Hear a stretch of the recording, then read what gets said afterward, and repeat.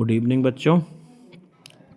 जैसा कि ये कक्षा 8 का पहला पाठ है, यूरोपीय शक्तियों का भारत में आगमन। तो इसके जो महत्वपूर्ण तथ्य हैं वो हम आपको यहाँ पे पढ़ा रहे हैं। आप लोग ध्यान से सुनिएगा और इसको नोट कर लीजिएगा और इसको याद भी कर लीजिएगा। इसके बाद जो है क्विज को सॉल्व कर देना है, क्योंकि क्विज को आप सॉल्व करेंगे तब आपको एक कॉन्फिडेंस आ जाएगा कि हमारा ये पाठ कंप्लीट तैयार हो गया है। तो स्टार्ट करते हैं। कक्षा 8 का पाठ 1, यूरोपीय शक्तियों का भारत में आगमन।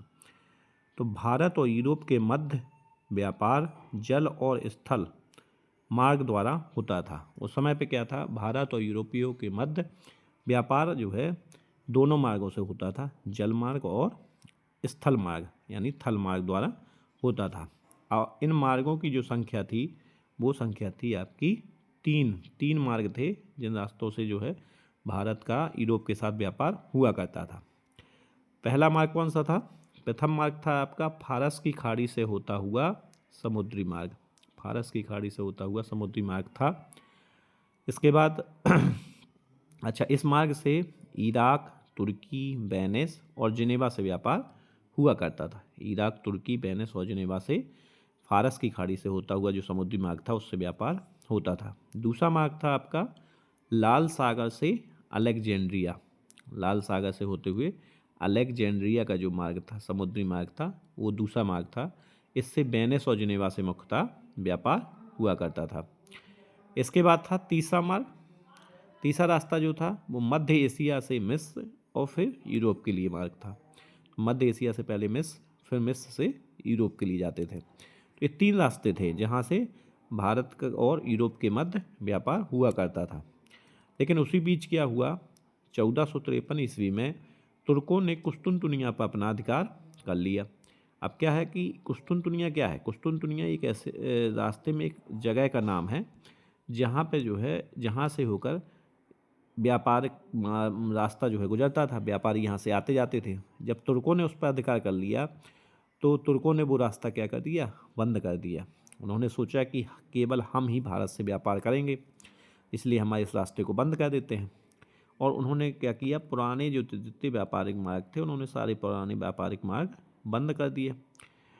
अब यूरोप वालों ने सोचा कि भाई भारत से व्यापार तो करना है, तो उसके लिए कोई ना कोई रास्ता खोजना पड़ेगा। तो यूरोपीय व्यापारियों ने भारत तक पहुंचने के लिए नए समुद्री मार्गों की खोज करने लगे। वो ढूंढने लगे कि किस तरीके से हम भारत तक पहुँचें और वहाँ से अपना व्यापार करें। तो जब उस समय पे क्या था कि समुद्री यात्राओं के द्वारा व्यापार हुआ करता था, समुद्र के द्वारा।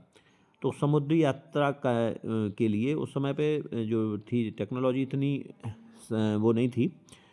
तो उस समय पे एक यंत्र चला करता था जिसका नाम था कुतुबनुमा। कुतुबनुमा एक ऐसा यंत्र था जिसके द्वारा हमें समुद्री यात्राओं के द्वारा दिशाओं का ज्ञान होता था कि हमें किस दिशा में जाना है। उससे जो है कुतुबनुमा नामक यंत्र से हम ये पता लगाते थे कि हमें अपने जहाज़ को किस दिशा में ले जाना है, उससे हमें पता चलता था। एक व्यापारी थे, यूरोप के ही व्यापारी थे, स्पेन नामक देश के व्यापारी थे, जो निवासी थे स्पेन के, कोलंबस। कोलंबस साहब ने जो है अमेरिका की खोज की। तो क्वेश्चन अगर आएगा कि अमेरिका की खोज किसने की, तो स्पेन निवासी कोलंबस, स्पेन निवासी कोलंबस ने अमेरिका की खोज की थी। अब उसके बाद पुर्तगाल निवासी वास्को ड गामा ने 1498 ईस्वी में 1498 ईस्वी में कालीकट बंदरगाह पर पहुंचकर भारत की खोज की। ये लाइन बहुत इंपॉर्टेंट है। कई क्वेश्चन इससे बनते हैं कि भारत की खोज किसने की, वास्को ड गामा ने कब की, 1498 ईस्वी में कौन से बंदरगाह पर पहुंचे सबसे पहली बार, कालीकट नामक बंदरगाह पर पहुंचकर भारत की खोज की। मतलब भारत तक समुद्री मार्ग की खोज की। भारत तो पहले से भी था, लेकिन उस तक भारत तक व्यापार करने के लिए जो समुद्री मार्ग था उसकी खोज की थी। अब जब पुर्तगालियों ने रास्ते की खोज कर ली तो उन्होंने फिर व्यापार भी करना भारत के साथ प्रारंभ कर दिया।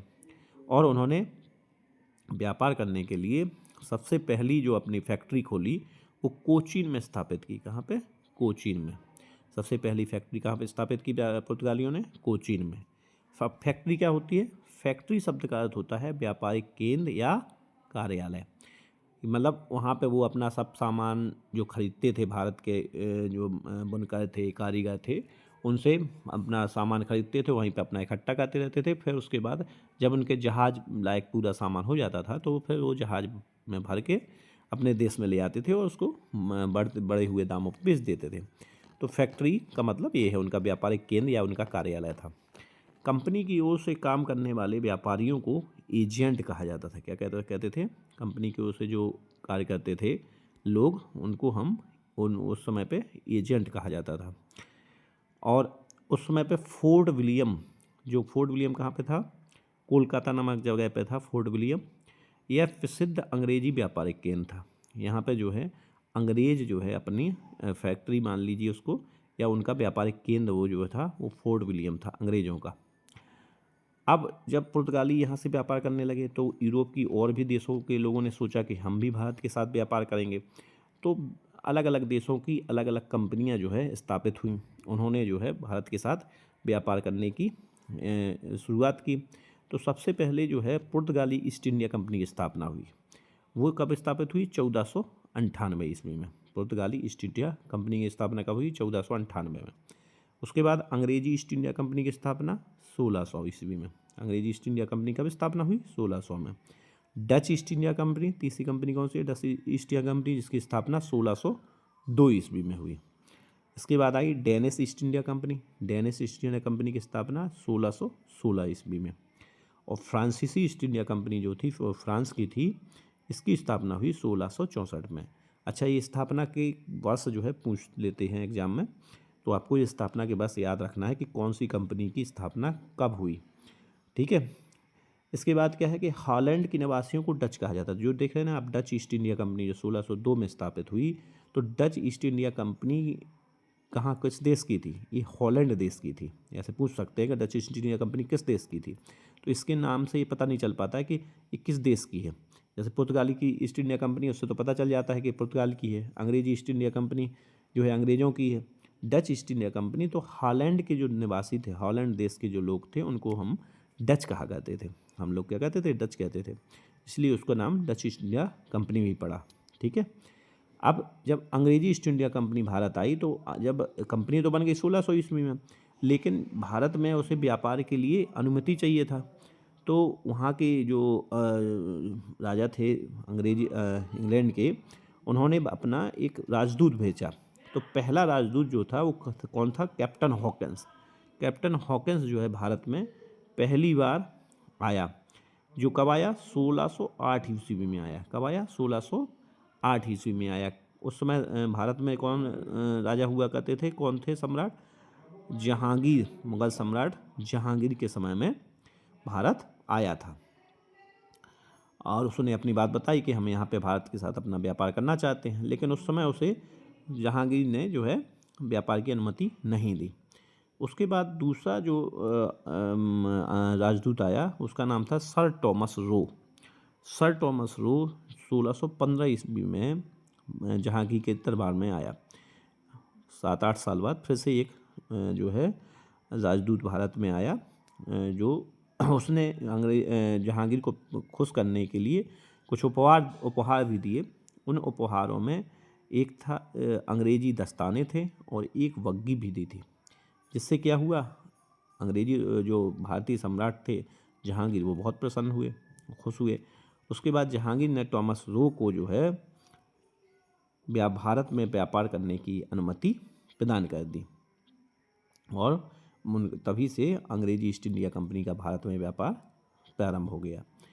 और भारत में जो पहला बैंक बना था वो इटली वासियों ने बनाया था। पहला बैंक जो स्थापित किया गया था वो इटली वासियों ने स्थापित किया था। तो इस तरीके से ये कक्षा 8 के पहला पार्ट है। इसमें जितने महत्वपूर्ण पॉइंट थे हमने आपको इसको में बता दिया है। बहुत ज़्यादा नहीं है, एक पेज है, आप लोग इसको नोट कर लीजिए, इसको याद कर लीजिए और क्विज को भी सॉल्व कर दीजिए, जिससे ये हो जाए कि जैसे आपका पूरा पार्ट कंप्लीट हो गया है। बहुत महत्वपूर्ण पार्ट है, इसको आप लोग याद कर लीजिएगा। बहुत बहुत धन्यवाद बच्चों। चलिए मिलते हैं आपको नेक्स्ट क्लास में। धन्यवाद।